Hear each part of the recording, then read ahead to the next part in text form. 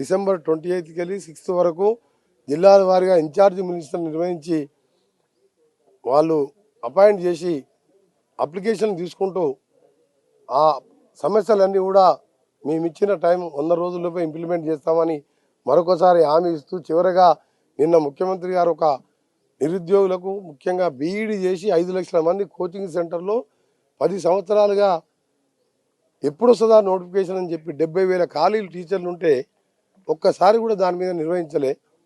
ఇలా త్వరలో mega DSC అని చెప్పి మా ముఖ్యమంత్రి గారు ప్రకటించినందుకు దానికి తోడు టాటాతోని 2,000 కోట్లతో ఫార్మల్గా అగ్రిమెంట్ చేసుకొని 50 ఐటీఐ కాలేజీల్లో స్కిల్డ్గా ఐటీఐ విద్య నేర్పించి ప్రైవేట్ రంగంలో కూడా వారికి నెలకు 56,000 సంపాదించుకున్న విధంగా ఒక స్కిల్ డెవలప్మెంట్ సెంటర్స్ని అత్యాధునిక టెక్నాలజీతో ఈరోజు టాటాతో ఎంఓ చేసుకున్నందుకు అది నూతన సంవత్సర నిరుద్యోగులకు కానుకగా ముఖ్యమంత్రి గారు ఈ ప్రభుత్వం కాంగ్రెస్ పార్టీ ప్రభుత్వం సోనియా గాంధీ ఇచ్చిన కానుకగా భావించండి.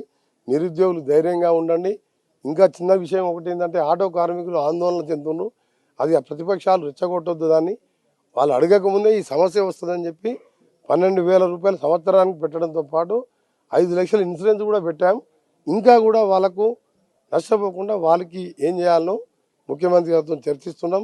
ఇక నా శాఖకు వస్తే R&B శాఖ ఎంతో ప్రతిష్టానికి సంబంధించిన RRR రోడ్డు దాదాపు 25,000 కోట్లతోని 180 కిలోమీటర్ల ల్యాండ్ ఎక్విజిషన్ పూర్తయింది. నార్థన్ పార్ట్లో, సదర్న్ పార్ట్ అంటే చౌటుప్పల్ ఈ ఏరియాలో కూడా ల్యాండ్ ఎక్విజిషన్ చేయడం. ఆ పార్ట్లో కూడా ఫిబ్రవరిలో టోటల్గా 20,000 కోట్లు కేంద్రమే భరిస్తుంది. ల్యాండ్ ఎక్విజిషన్లో 50-50%. దాన్ని కూడా వెంటనే పనులు ప్రారంభించే విధంగా ముఖ్యమంత్రి గారితో నిన్ననే చర్చించడం జరిగింది. దాంట్లో కేసీఆర్ ఎంత నిర్లక్ష్యం అంటే 100% సగం తెలంగాణ కవర్ చేసి ఆ రోడ్ వస్తే రేడియల్లో నిర్మిస్తే ఎక్కడికో వెళ్ళిపోతుంది హైదరాబాద్. 346 కోట్లు యూటిలిటీ ఛార్జెస్ అంటే మధ్యలో వచ్చే ఎలక్ట్రిసిటీ పోల్స్ కానీ, కన్స్ట్రక్షన్ కానీ, మిల్స్ కానీ, ఫ్యాక్టరీలు వస్తే దాన్ని షిఫ్ట్ చేయడానికి ఇచ్చే ఖర్చు మేము ఇయ్యము అని చెప్పిండు ఆయన. మాకు కేంద్రం డబ్బులు వద్దన్నాడు. కేంద్రం డబ్బులు అంటే మోడీ గారు వారి సొంతం డబ్బులు కాదు, అది కూడా మనం కట్టిన పన్నుల డబ్బులే. మనం తప్పకుండా ఆ 324 ఇస్తామని చెప్పి లేఖ కూడా రాయడం జరిగింది.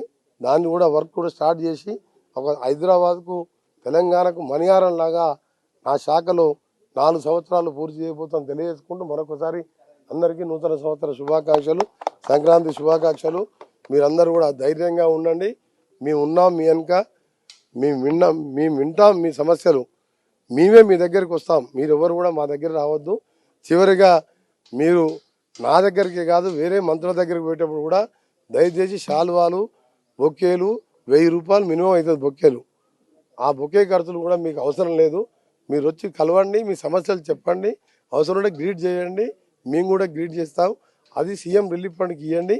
వచ్చే కొద్ది రోజుల్లో సీఎం రిలీఫ్ ఫండ్ కానీ, ఎల్ఓసి కానీ, ఆరోగ్యశ్రీ ఉన్నా సరే అది కూడా అవసరం. కాబట్టి ఈ ఖాళీ అయిన ఖజానా నింపడానికి మీరు మంచుకో 1000-2000 రూపాయలు డొనేట్ చేయమని రిక్వెస్ట్ చేస్తున్నాం మీ అందరికీ. మీరు ఇచ్చిన బొకేలన్నీ, శాలువాలన్నీ కూడా వేస్ట్ అయిపోతాయి. ఎందుకంటే పేదవానికి 1000 రూపాయలు 2000 అంటే చాలా ఎక్కువ. మీరు మా దగ్గరికి మా అభిమానిగా వస్తున్నాం, కాంగ్రెస్ పార్టీ గెలిపించినా వస్తున్నాం, తప్పకుండా మీ సమస్యలు ఏంటో పరిష్కారం చేస్తాం. దానికి మాకు బొకేలు ఇవన్నీ ఇస్తే దాన్ని మేము మళ్ళీ డస్ట్బిన్ జిహెచ్ఎంసీ వాళ్ళకి ఇవ్వాల్సిందే కదా.